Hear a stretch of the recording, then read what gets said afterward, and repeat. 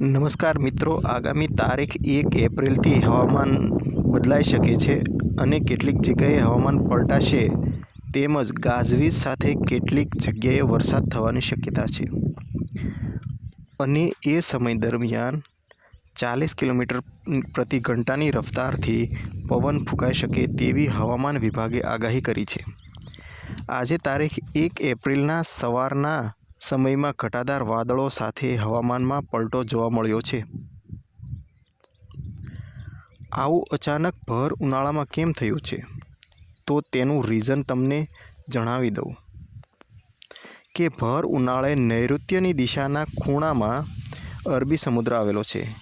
તેમાંથી ભેજવાળા પવન ઉત્તર દિશા, ઈશાનના ખૂણા અને પૂર્વ દિશા તરફ વહે છે. એટલે બંગાળની ખાડીમાંથી આવતા પવન પશ્ચિમ દિશા, નૈઋત્ય દિશા અને વાયવ્ય દિશામાં આવે છે. તેનો આમને સામને ટકરાવ મધ્યપ્રદેશ ઉપર થઈ રહ્યો છે. આ બંને ભેજવાળા પવન આમને સામને ટકરાવાથી એક સિસ્ટમ બની છે. તે આસપાસના પ્રદેશોમાં ફંગોળાઈ રહી છે અને તેને લીધે અચાનક વાતાવરણમાં પલટો આવ્યો છે.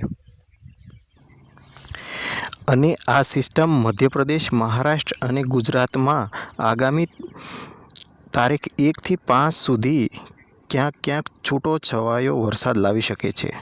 અને આપણે વાત કરવાની છે ગુજરાતની, તો તેમાં દક્ષિણ ગુજરાત, સૌરાષ્ટ્ર અને ક્યાંક ક્યાંક ઉત્તર ગુજરાતમાં ઝાપટા પડી શકે છે.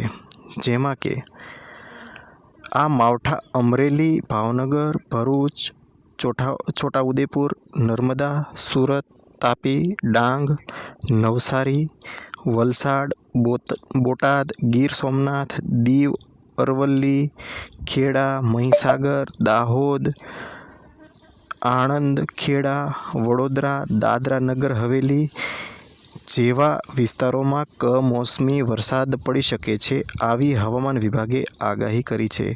ટ્રુફ અને સાયક્લોનિક સિસ્ટમને લીધે ભર ઉનાળે કમોસમી વરસાદ થવાની હવામાન વિભાગે આગાહી કરી છે અને તે આગામી 5 દિવસ યથાવત રહેવાની સંભાવના વ્યક્ત કરવામાં આવી છે.